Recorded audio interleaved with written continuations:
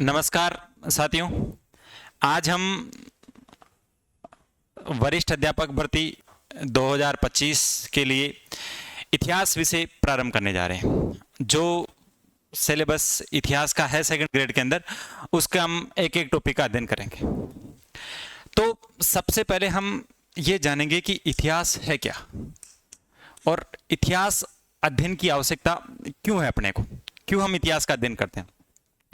तो इतिहास का मतलब प्राचीन काल में हम जिस स्थिति में है वर्तमान में, यहां से लेकर जो पहले का जो समय है, उस पूरे समय का जो काल है वो सब क्या कहलाता है? इतिहास कहलाता है।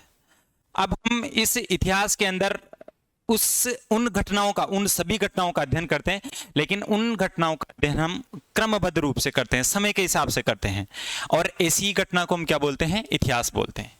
इतिहास की सीधी परिभाषा क्या हुई कि इतिहास की परिभाषा हुई कि प्राचीन काल में घटित घटनाओं का क्रमबद्ध अध्ययन क्या कहलाता है? इतिहास कहलाता है।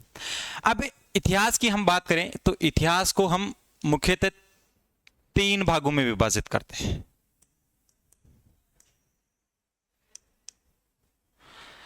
प्रथम जो इतिहास है उसे हम बोलते हैं प्राग ऐतिहासिक।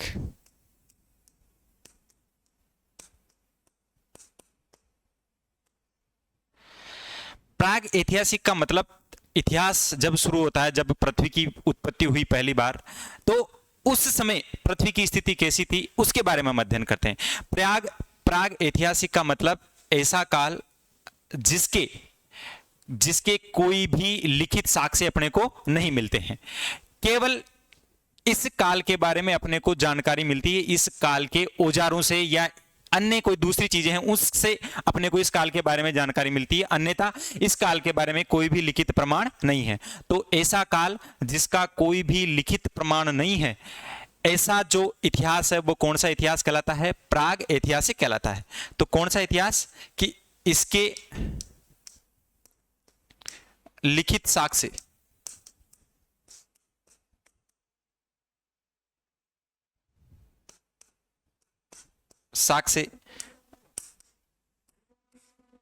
नहीं मिलते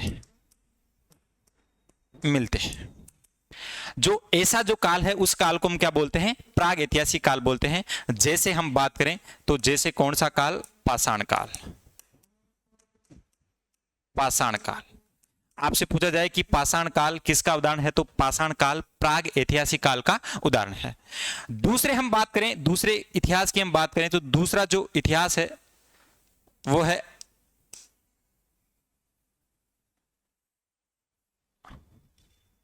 आद्य ऐतिहासिक।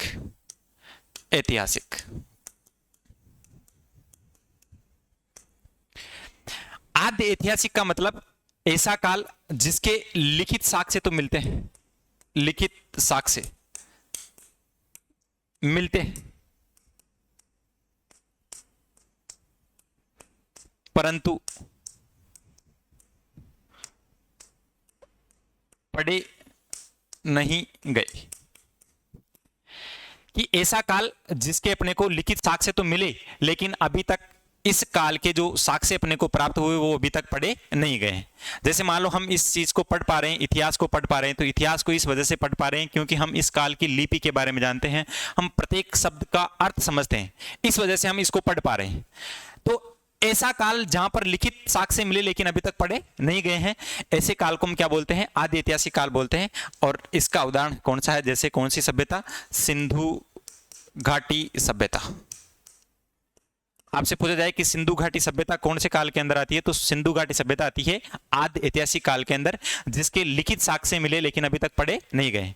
पढ़े इसलिए नहीं गए हैं क्योंकि इस काल की जो लिपि है वो लिपि अभी तक पढ़ी नहीं गई है। जैसे मान लो इस लिपि के अंदर जैसे स्टार का निशान बना हुआ है, या कोई वर्गाकार बना हुआ है, चित्रात्मक लिपि है, या किसी जानवर का चित्र बना हुआ है, जब तक अपने को इनके बारे में पता नहीं लगेगा तब तक हम उस काल की लिपि को नहीं पढ़ सकते। और अभी तक इस काल की लिपि नहीं पढ़ी गई है, लिखित साक्ष्य मिले लेकिन अभी तक पढ़ा नहीं गया, और ऐसे काल को हम क्या बोलते हैं? आद्य ऐतिहासिक काल।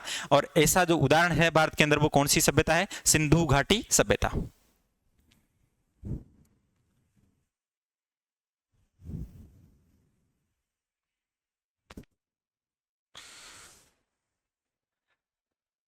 तीसरी हम बात करें तो तीसरा जो काल है वो काल है ऐतिहासिक काल। ऐतिहासिक काल,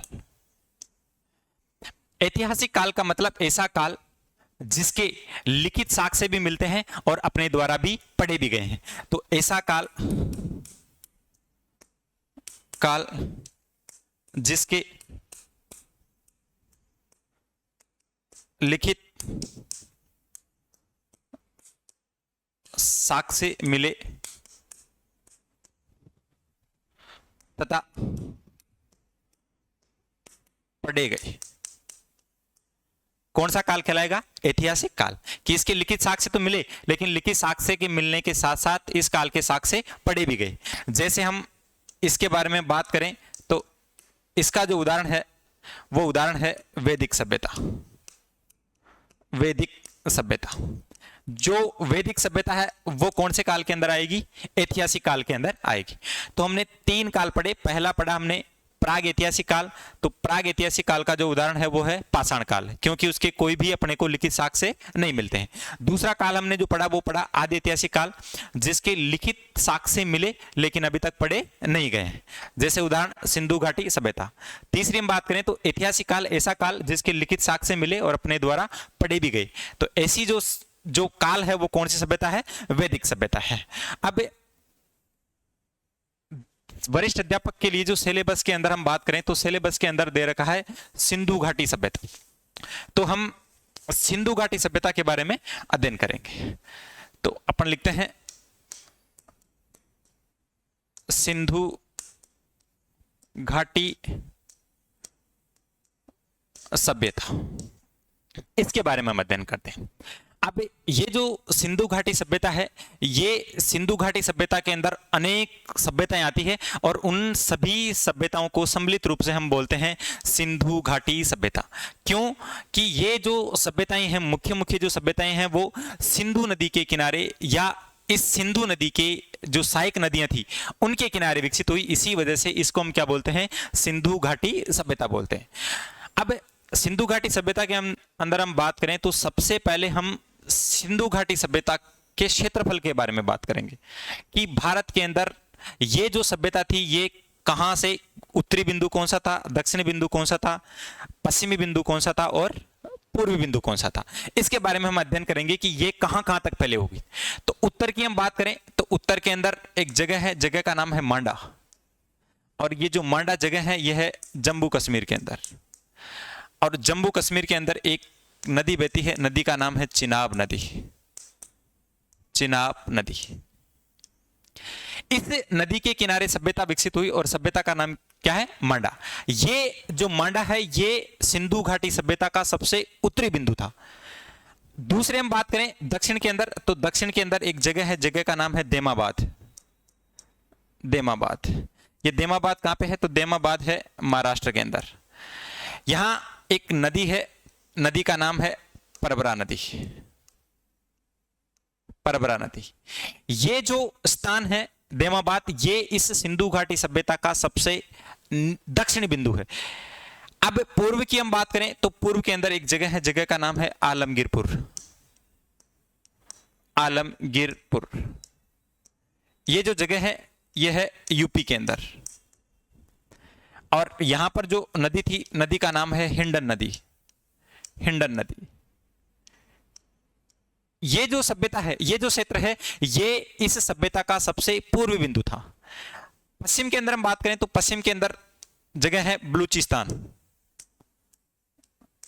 बलूचिस्तान, और यहां पर एक सभ्यता है, सभ्यता का नाम है सुतकांगेडोर।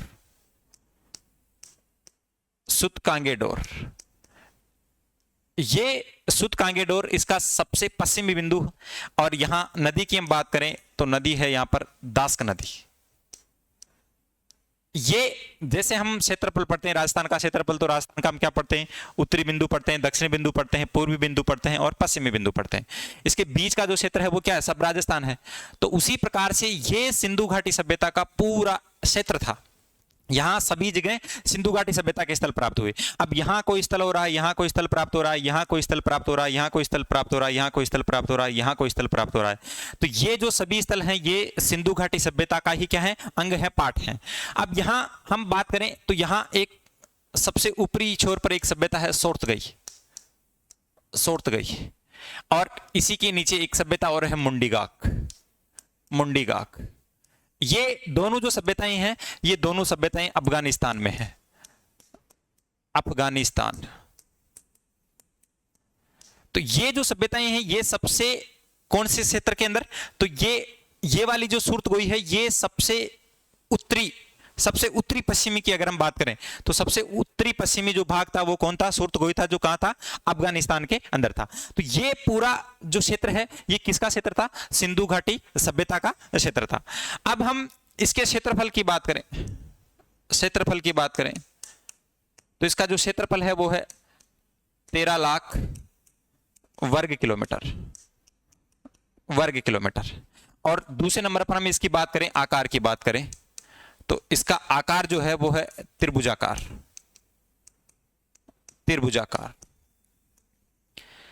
ये नॉर्मल बात हुई किसके बारे में, सिंधु घाटी सभ्यता के बारे में, इनके छोरों के बारे में कि सबसे उत्तरी छोर, सबसे दक्षिणी छोर, सबसे पूर्वी छोर और सबसे पश्चिमी छोर, इनके बारे में हमने बात की। किसके बारे में, सिंधु घाटी सभ्यता के बारे में।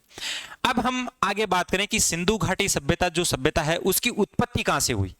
हमें जो सिंधु घाटी सभ्यता के बारे में हम जो पढ़ते हैं, हमें जो जानकारी मिलती है उसके आधार पर हम समझेंगे कि जो सिंधु घाटी सभ्यता है वो वास्तविकता में आई कहां से है। तो इसके दो मत चलते हैं।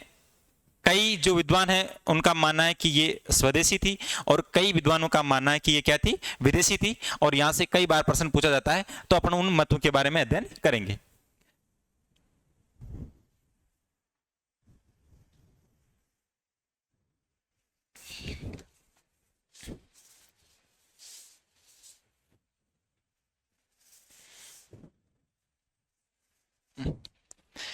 अब किसके संबंध में, सिंधु घाटी सभ्यता की उत्पत्ति के संबंध में जो मत हैं उन मतों का हम क्या करेंगे, अध्ययन करेंगे। सिंधु घाटी सभ्यता की उत्पत्ति के संबंध में मत। अब पहले मत की हम बात करें तो पहला जो मत है हम लेंगे विदेशी, कि कौन कौन इन सभ्यताओं को विदेशी बताते हैं। तो पहला मत है विदेशी मत। विदेशी मत की हम बात करें तो विदेशी जो मत आया वो किस आधार पर आया, तो आधार की हम बात करें तो पहला जो आधार लिया गया वो लिया गया नगरीकरण का, नगरीकरण। दूसरा जो आधार लिया गया वो आधार लिया गया लिपि का। तीसरा जो आधार लिया गया वो लिया गया चिन्ह का। और चौथा जो आधार लिया गया वो लिया गया ईंट का, या ईंटों का बहुवचन की बात करते, ईंटों का। इन नगरीकरण के आधार पर, लिपि के आधार पर, चिन्ह के आधार पर और ईंटों के आधार पर, इनके आधार पर दो व्यक्ति हुए। पहला व्यक्ति है जॉन मार्शल और दूसरा व्यक्ति है गार्डनर चाइल्ड। इन दोनों ने यह मत दिया कि इनके आधार पर जो सिंधु घाटी सभ्यता है उसकी उत्पत्ति एक सभ्यता से हुई और सभ्यता का नाम क्या है, मेसोपोटामिया, मेसोपोटामिया सभ्यता। किसके आधार पर बताया गया, तो इन्होंने नगरीकरण, लिपि, चिन्ह और ईंटों के आधार पर यह बताया कि जो सिंधु घाटी सभ्यता है वो सिंधु घाटी सभ्यता की उत्पत्ति कहां से हुई, मेसोपोटामिया सभ्यता से हुई। और ये जो मत देने वाले हैं, ये मत देने वाले कौन हैं, जॉन मार्शल हैं और गार्डनर चाइल्ड हैं। इन दोनों का जो मत था वो मत ये था कि इनकी उत्पत्ति कहां से हुई है, मेसोपोटामिया सभ्यता से हुई है। लेकिन वास्तविकता के अंदर ऐसा नहीं था। अब इस बात का हम क्या करेंगे, खंडन करेंगे कि जो बात बताई गई है किसके द्वारा, जॉन मार्शल के द्वारा बताई गई है या गार्डनर चाइल्ड के द्वारा बताई गई है, उस बात का हम क्या करेंगे, खंडन करेंगे। पहला खंडन क्या है, पहला खंडन इन्होंने जो दिया नगरीकरण, नगरीकरण। नगरीकरण की हम बात करें तो जो मेसोपोटामिया का जो नगरीकरण है, वो मेसोपोटामिया का नगरीकरण अव्यवस्थित था। कैसा था? अव्यवस्थित था। जबकि सिंधु घाटी सभ्यता की हम बात करें तो सिंधु घाटी सभ्यता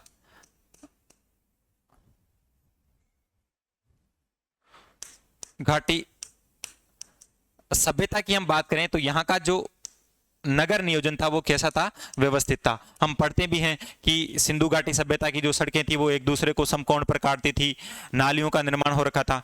तो यहाँ का जो नगर नियोजन था वो क्या था? अव्यवस्थित था। जबकि यहाँ सिंधु घाटी सभ्यता का जो नगर नियोजन था वो कैसा था? व्यवस्थित था। तो इस आधार पर कई सारे आधार हैं, हम एक एक करके पढ़ेंगे। तो इस आधार पर हम कह सकते हैं कि जो सिंधु घाटी सभ्यता है उसकी उत्पत्ति मेसोपोटामिया से नहीं मानी जा सकती। दूसरी हम बात करें तो दूसरी हम बात करते हैं लिपि की। यहां मेसोपोटामिया की जो लिपि थी वो लिपि थी कीलाकार। और सिंधु घाटी सभ्यता की लिपि की हम बात करें तो सिंधु घाटी सभ्यता की जो लिपि थी वो थी चित्रात्मक लिपि। तो इसके आधार पर भी हम कह सकते हैं कि यहाँ की जो सभ्यता है वो सिंधु घाटी सभ्यता मेसोपोटामिया की सभ्यता से मेल नहीं खाती है। तीसरी हम बात करें तो तीसरी यहां पर कांस्य जो धातु है उसका उपयोग बहुता से किया गया। कहां पर? मेसोपोटामिया के अंदर। जबकि सिंधु घाटी सभ्यता में इसका उपयोग बहुत कम हुआ, जबकि यहां पर इसका उपयोग क्या हुआ? ज्यादा हुआ। चौथे नंबर पर हम बात करें तो नहर की बात कर सकते हैं, नहरों की बात कर सकते हैं कि जो मेसोपोटामिया सभ्यता थी वहां मेसोपोटामिया सभ्यता के अंदर कई सारी नहरों के प्रमाण मिले हैं, लेकिन ऐसे प्रमाण अपने को सिंधु घाटी सभ्यता के अंदर बहुत कम देखने को मिलते हैं। जैसे अपने को सोर्दगोई के अंदर मिलता है तो कुछ मिलते हैं, लेकिन वहां पर क्या होता है? ज्यादा अधिक संख्या के अंदर नहरों के साक्ष्य मिलते हैं। इसके अलावा मुख्य बात हम करें इनके मत के खंडन की।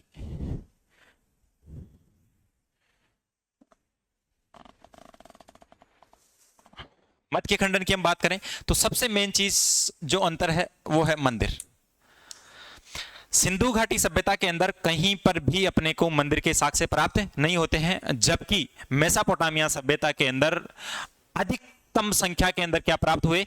मंदिर प्राप्त हुए, जिसके आधार पर हम क्या करते हैं? इसका खंडन करते हैं। इसके अलावा हम बात करें तो मोहरों की बात करें तो मेसोपोटामिया से जो मोहरें प्राप्त होती है वो कौन सी प्राप्त होती है? बेलनाकार मोहर प्राप्त होती है। और ये जो बेलनाकार मोहर है ये किसकी बनी हुई थी? मिट्टी की बनी हुई थी। जबकि सिंधु घाटी सभ्यता के अंदर जो मोहरें थी वो कैसी मिली? सिंधु घाटी सभ्यता के अंदर मोहरें वर्गाकार और बनी किससे होती थी? तो सेल खड़ी से बनी होती थी। तो इस प्रकार से हम इस मत का खंडन कर सकते हैं कि जो बात किसके द्वारा कही गई थी? जॉन मार्शल के द्वारा कही गई थी। जो बात गार्डनर चाइल्ड के द्वारा की गई थी। इन दोनों ने जो बताई कि जो सभ्यता है इसकी उत्पत्ति जो हुई है वो उत्पत्ति विदेशी जो सभ्यता है मेसोपोटामिया से हुई है, उसका हम क्या कर सकते हैं? खंडन कर सकते हैं। अब प्राथमिक तौर पर मान लिया जाए कि इसकी उत्पत्ति मेसोपोटामिया सभ्यता से हुई है, तो यहाँ का जो नगर नियोजन था सिंधु घाटी सभ्यता का वो प्रारंभिक दशा के अंदर, कौन सी दशा के अंदर? प्रारंभिक दशा के अंदर कम से कम मेसोपोटामिया जैसा होना चाहिए था। कि जब प्रारंभ हुआ सिंधु घाटी सभ्यता का तो उस समय का जो नगर नियोजन था वो कम से कम किस तरह से होना चाहिए था? मेसोपोटामिया के समान होना चाहिए था। तब हम मान सकते थे कि इसकी जो उत्पत्ति हुई कैसी हुई है? मेसोपोटामिया सभ्यता से हुई है। इसके अलावा यहाँ से जो भी दोनों के बीच में साक्ष्य मिलते हैं वो केवल और केवल व्यापार वाणिज्य के मिलते हैं। इनके मध्य जो संबंध थे वो कैसे संबंध थे? केवल व्यापार और वाणिज्य के संबंध थे। इस आधार पर हम कह सकते हैं कि जो सिंधु घाटी सभ्यता है उसकी उत्पत्ति मेसोपोटामिया सभ्यता से नहीं हुई है। लेकिन इन दोनों का मानना है, जॉन मार्शल और गार्डन चाइल्ड का, कि ये जो सभ्यता है सिंधु घाटी सभ्यता, इस सिंधु घाटी सभ्यता की उत्पत्ति किससे मानी गई है? मेसोपोटामिया की सभ्यता से मानी गई है। अब ये तो हुआ कौन सा मत? विदेशी मत।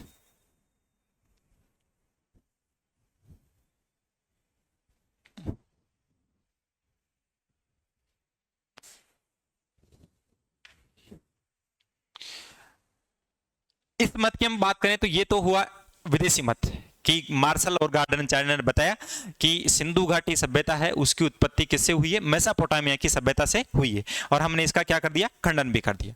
अब दूसरे मतों की हम बात करें तो दूसरे मत है स्वदेशी मत। स्वदेशी मत। अब स्वदेशी मतों के अंदर हम बात करें तो स्वदेशी मतों के अंदर पहला जो मत आता है वो आता है कुल्ली, नाल और झोप। ये संस्कृतियां हैं। तो विद्वान मानते हैं कि जो सिंधु घाटी सभ्यता है उन सिंधु घाटी सभ्यता की उत्पत्ति कुल्ली, नाल, झोप जैसी संस्कृतियों से हुई। और ये मानने वाले जो व्यक्ति हैं, ये मानने वाले व्यक्ति हैं पिगट,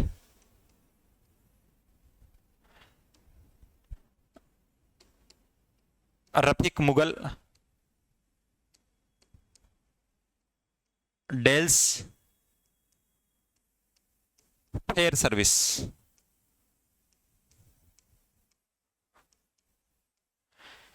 इनका यह मानना था कि जो सभ्यता है सिंधु घाटी सभ्यता, सिंधु घाटी सभ्यता की उत्पत्ति इन संस्कृति से हुई है, जैसे कुल्ली, नाल और झोप जैसी जो संस्कृतियां थी उनसे क्या हुई है, उनकी उत्पत्ति हुई। दूसरी हम बात करें तो दूसरा जो मत है वो होता है सोती संस्कृति का। दूसरा जो मत है वो कौन सा है, सोती संस्कृति की। सिंधु घाटी सभ्यता की जो उत्पत्ति है वो उत्पत्ति सोती संस्कृति से हुई है। और ये मत देने वाले कौन है, ए घोष, अमलानंद घोष।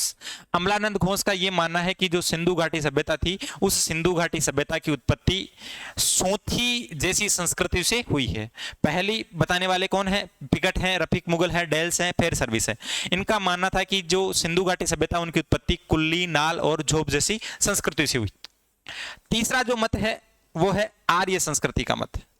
आर्य संस्कृति, आर्य संस्कृति कि जो सिंधु घाटी सभ्यता है उनकी उत्पत्ति आर्य संस्कृति से हुई। और आर्य संस्कृति से मानने वाले कौन हैं, रामचंद्र दास,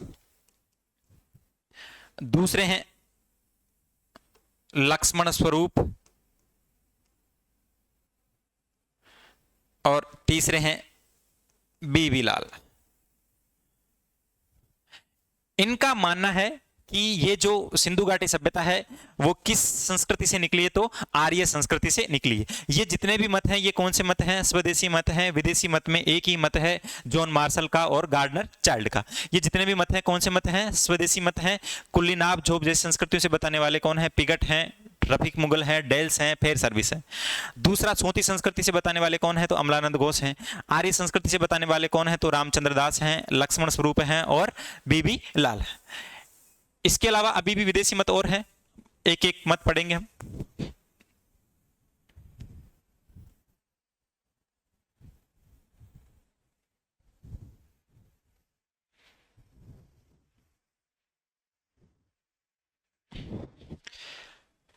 अगला जो मत है स्वदेशी का ही, वो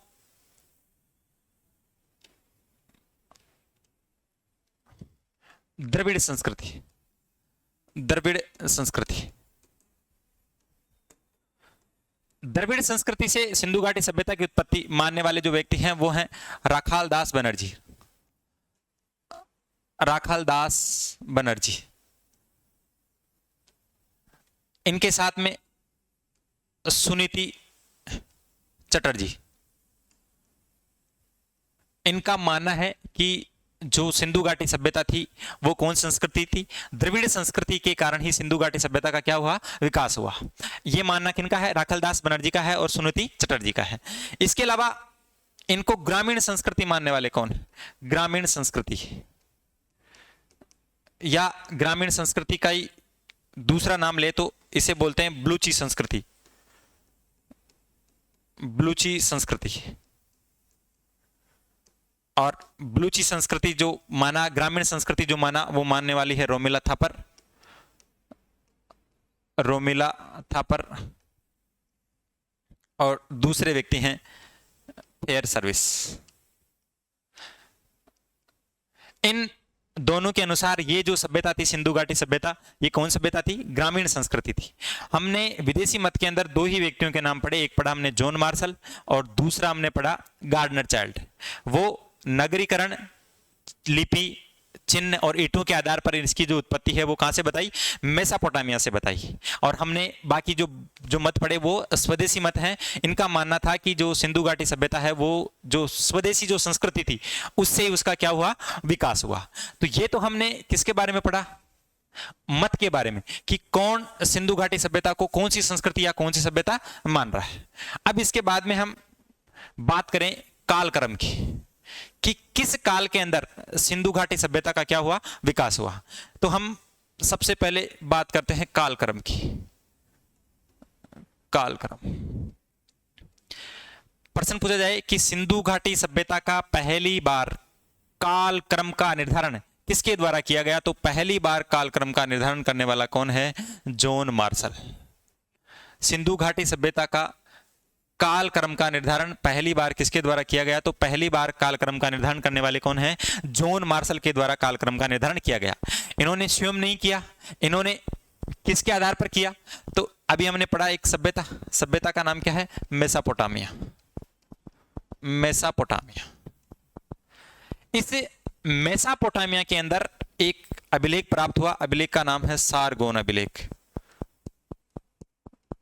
सारगोन अभिलेख।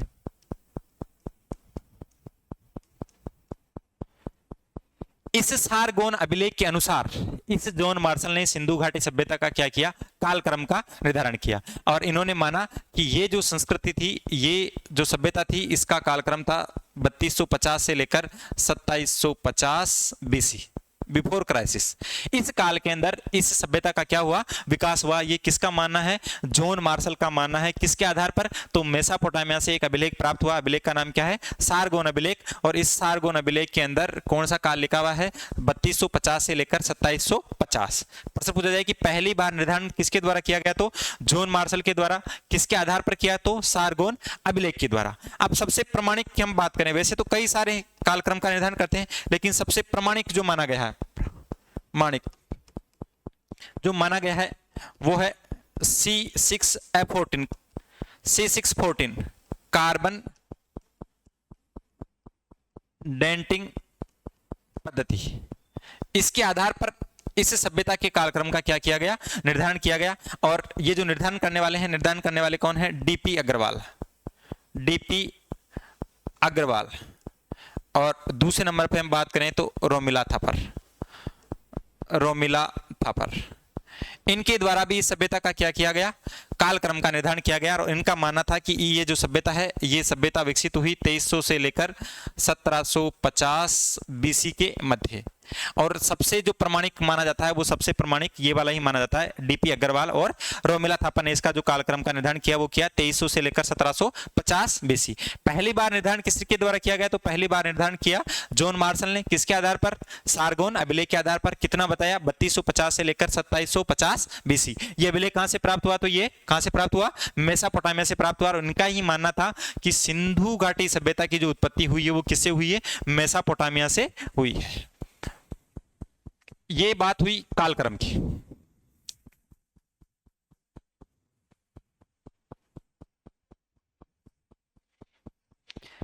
अब हम यहां पर जो प्रजातियां पाई गई उन प्रजातियों के बारे में अध्ययन करेंगे। प्रजातियां कि सिंधु घाटी सभ्यता के अंदर कितनी प्रकार की प्रजातियां रहती थी।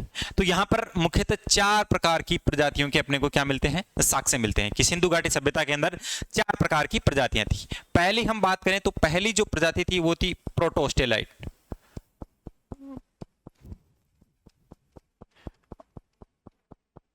अलाइट। दूसरी प्रजाति की हम बात करें तो दूसरी प्रजाति है भूमध्य सागरीय।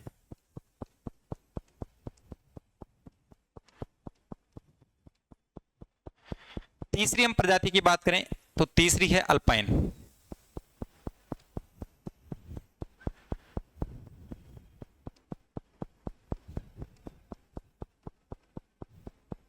और चौथी हम प्रजाति की बात करें तो चौथी जो प्रजाति है वो है मंगोलाइड।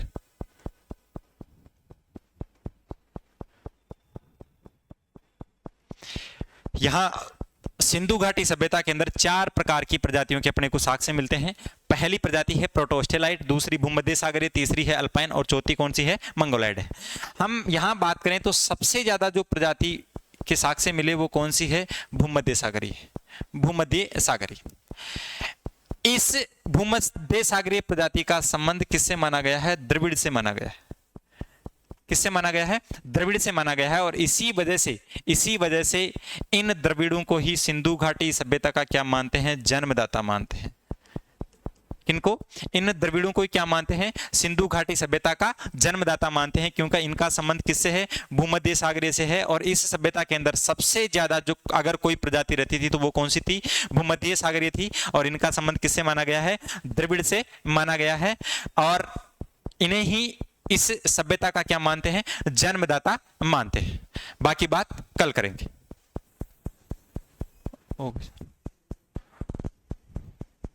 कितने मिनट की सर?